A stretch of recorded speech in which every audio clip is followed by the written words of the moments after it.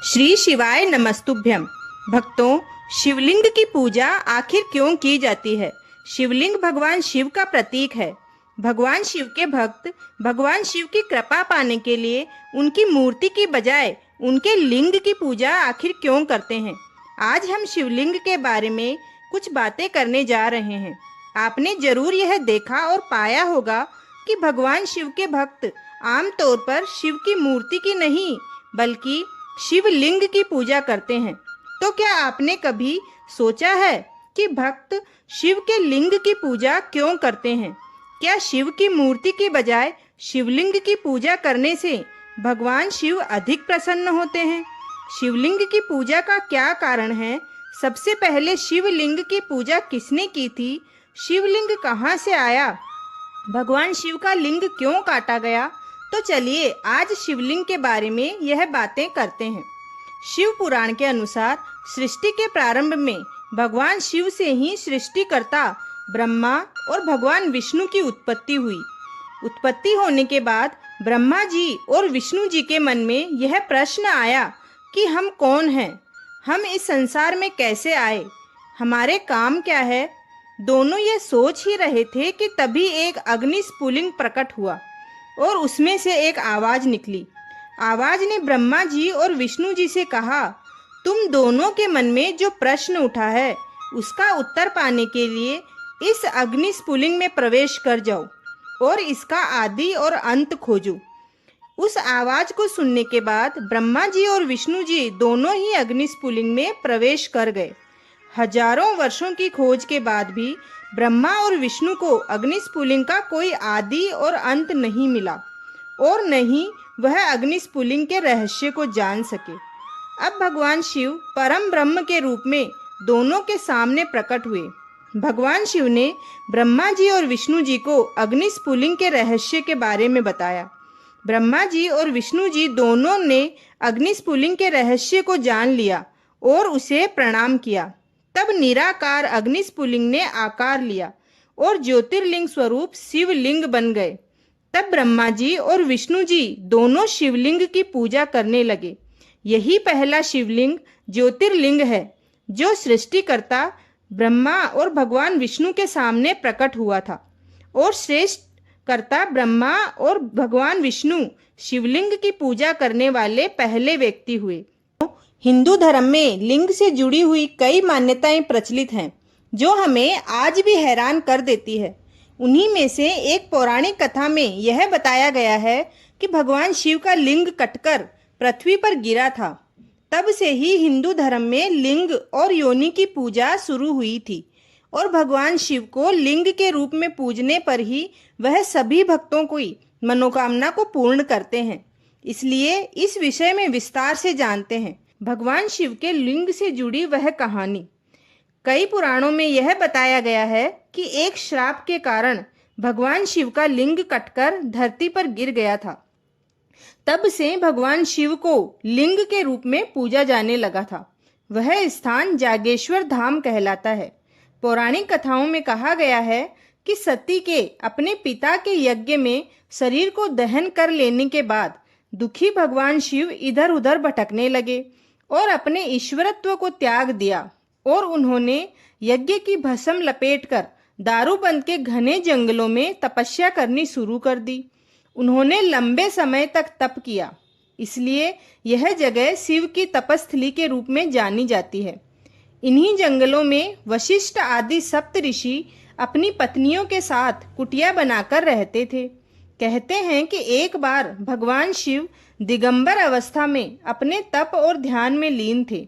उसी दौरान एक दिन सप्त ऋषियों की पत्नियां जंगल में कंद मूल, फल एवं लकड़ी आदि के लिए गई थी तो उनकी नजर दिगंबर शिव पर पड़ी।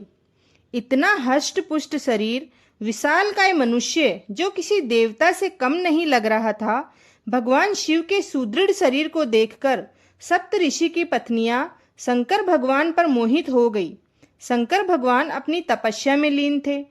उन्होंने उनकी ओर ध्यान नहीं दिया, लेकिन सप्त ऋषियों की पत्नियां काम स्वरूप काम वासना में अंधी होकर शिव के दिगंबर शरीर को पाने के लिए अंधी होकर वहीं मूर्छित होकर गिर गई। जब सब सप्तऋषियों की पत्नियां रात भर कुटिया में वापस नहीं आई तो सुबह सारे सप्तऋषि उन्हें ढूंढने निकले। उन्होंने देखा कि शिव समाधि में लीन हैं और उनकी पत्नियां मूर्छित पड़ी हैं। तो उन्हें लगा कि भगवान शिव ने उनकी पत्नियों के साथ व्याभिचार किया है, दुराचार किया है, और इस आशंका में वह भगवान शंकर को श्राप दे बैठे और बोले कि तुमने हमारी पत्नियों के साथ व्याभिचार और दुराचार किया है, अतः तुम्हारा लिंग तुरंत तुम्हारे शरीर से अलग होकर गिर जाए। भगवान शिव ने नेत्र खोले और नेत्र खोलते हुए बोले कि आप लोगों ने मुझे संदेहजनक परिस्थितियों में देखकर अज्ञानता के कारण ऐसा किया है, इसलिए मैं इस श्राप का विरोध नहीं करूंगा, लेकिन मेरा लिंग गिरकर इस स्थान पर स्थापित हो जाएगा।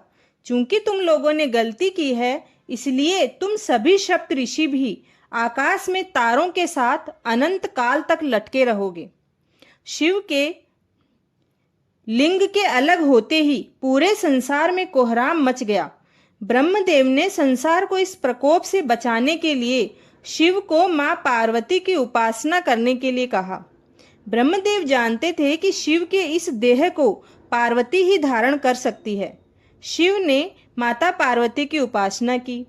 तब माता पार्वती ने प्रकट होकर भगवान शिव के उनके शरीर से अलग हुए लिंग को योनि के रूप में प्रकट होकर शिव के लिंग को धारण किया। इस प्रकार यह शिवलिंग की स्थापना हो गई। पौराणिक मान्यताओं के अनुसार सबसे पहले शिवलिंग का पूजन जागेश्वर से ही प्रारंभ हुआ। मानसरोवर की यात्रा पर निकलने वाले यात्री इस धाम की अर्चना करके आगे बढ़ते हैं। यहाँ करीब 200 से ज़्यादा मंदिर हैं। जागेश्वर धाम अल्मोड़ा से 39 किलोमीटर दूर देवड़ा के घने जंगलों के बीच बसा हुआ है। इस धाम का प्राचीन काल से ही काफ़ी महत्व है। पुराणों में भी इस स्थान का व्यापक वर्णन मिलता है।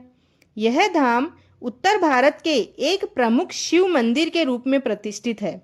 मान्यता यह है कि यहाँ पर शिव जागृत रूप में विद्यमान है। यह प्रथम मंदिर है जहाँ लिंग के रूप में शिव पूजन की परंपरा सबसे पहले आरंभ हुई। कई पुराणों में इस जगह का उल्लेख मिलता है।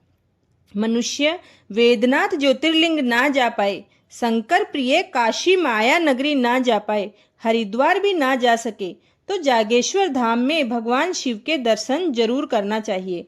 मान्यता है कि भगवान भोलेनाथ यहाँ जागृत हुए थे, इसीलिए इस स्थान का नाम जागेश्वर पड़ा।